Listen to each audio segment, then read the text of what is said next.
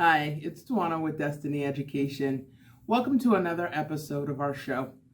Last time we met, we talked about fingerprints and how they are your artist mark to prove that you're a one-of-a-kind original.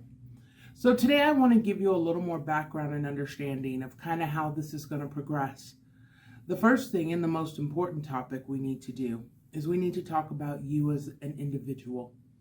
And the reason that we need to do that is because that's how we set the foundation for any growth that you are going to see that is going to be sustainable. Because here's the thing, there is no need for you to go and get all shish boom ba, rah, rah, rah, yeah, and then it goes away in 3 days and you're right back to where you started. You see, the thing about real growth is that it's always sustainable. It stays and it continues to grow and to manifest and to produce fruit. And the most important thing on this journey that you're embarking on is that you are able to finally start producing fruit. That fruit will come in specific ways, but the way we're going to talk about right now is how you will begin to see yourself doing things you never imagined, trying things, making decisions differently than you ever have. You see, the reason we talk about the fingerprints is because it's something that is so tiny that people never stop to think about it. You have 10 individual fingers. 10 individual fingers with 10 different purposes. 5 on each hand. And each one of those 10 have a different mark. It's not just the 10 that you have.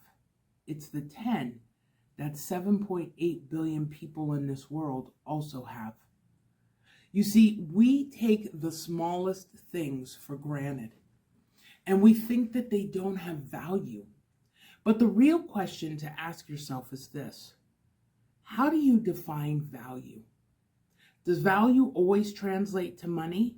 Because if it does, then you have missed the entire purpose of what value is. You see, value isn't money. Money is a byproduct of something having great value, but it is not by itself what makes something valuable. So let me choose an example, okay?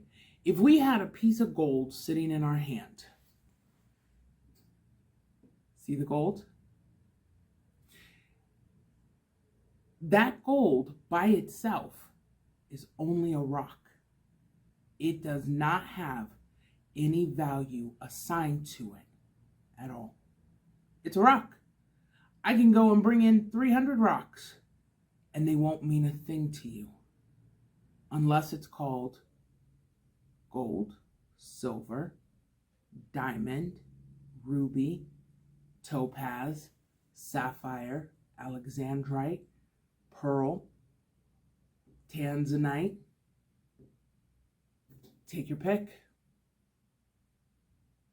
opals, all rocks, all have value because humanity has assigned them value. That's the thing that so many people don't understand. You see, most everything that you live with in this world is an illusion. It's not real. It's a smokescreen. Money in the form of paper has value because we say it has value. In America, you have a $1 bill, a $5 bill, a $10 bill, 20, 50, and 100. But when most of us old hats were younger, there was a $1,000 bill. There's also been a $50,000 bill and a $100,000 bill. But all of a sudden, we've gotten rid of 100,000 and 50,000. So now, and 10,000. So we don't have those anymore. But if you had a $10,000 bill, would it still have value? The answer is yes. Because this society has deemed that level of money as valuable. And with one bill, you could purchase $10,000 worth of whatever it was you wanted.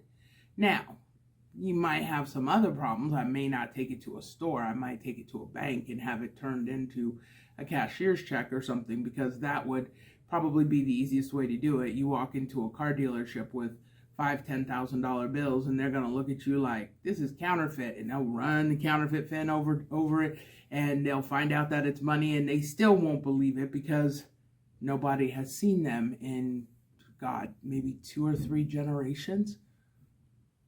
We live in a world where everything is built on a lie. And for some of you, that's really hard to stomach. And for others of you, that's extremely freeing. Because when you realize that it's not real, it gives you the freedom to see it differently. What I want you to look at is this. Where does value originate from? Where does it come from? Do you find value in yourself because of what people say to you? Because of the way they address you, or they do something for you? Because if that's how you get value, you're still dependent on the wrong thing. So how do we find value in ourselves? Here's how. We have to begin by looking at the truth. Let me give you an example. Today, I had a meeting with one of my coaches, and I had shot him a quick message in a meeting we were in earlier and asked him if he had time that he could see me today so that he could look at and evaluate the first video that we did to let me know what I needed to do, what area I needed to grow in, and how I needed to focus. And the funny thing was that once the video played through, the first question out of my mouth was, all right, destroy it. Tell me everything that's wrong with it. And interestingly enough, do you know what he did? He first told me all the things he liked about it. Okay. I was more interested in what he didn't like about it. I already knew what was good, but what wasn't good? What needed to be done to make it better, so that when you're sitting back at home and you're watching this, you actually feel a part of everything that's happening. You feel captivated and drawn in, and your energy is there and your focus is there. And he went through and he gave me a whole list of things that needed to be done. For some of you, that list of things would have destroyed you. But the question is, why? How can you get better at anything if you can't listen to those who've already been there, give you guidance and direction on how to make your life better? You see, we are too quick to get out there and want to be offended. 9 times out of 10, you really don't need to waste your time trying to be offended. I promise you, there are going to be tons of people who come along always wanting to find a way to offend you. Let them do what they do. But inside of you, you cannot spend time always wanting to be offended. Without that step in your foundation being solid, without your unwillingness to take offense to things being fixed, and you understanding that, oh, well, you know what I think is offensive is actually somebody trying to help me grow. As long as you hold on to that, you are going to stay exactly where you're at. Is that really what you want? Do you really spend your time listening to these videos so that you can end up in the same place you started? Or are you watching these videos because you actually want to get to the next level? So, until Monday, here's what I want you to do. Think about how you define value. Don't just think, write it down. And the question you're asking yourself, the title page on your line will be, what do I consider valuable? And write a list of all the things you think are valuable. And then I want you to go back to that list and figure out how many items on that list belong to someone or something other than you. From there, next time we meet on Monday, we'll go over how to finish that list so that you can begin to learn how to develop yourself. Hoping you're having a great Thursday. Can't wait to see you on Monday. So glad I got to see you today. Have a wonderful weekend.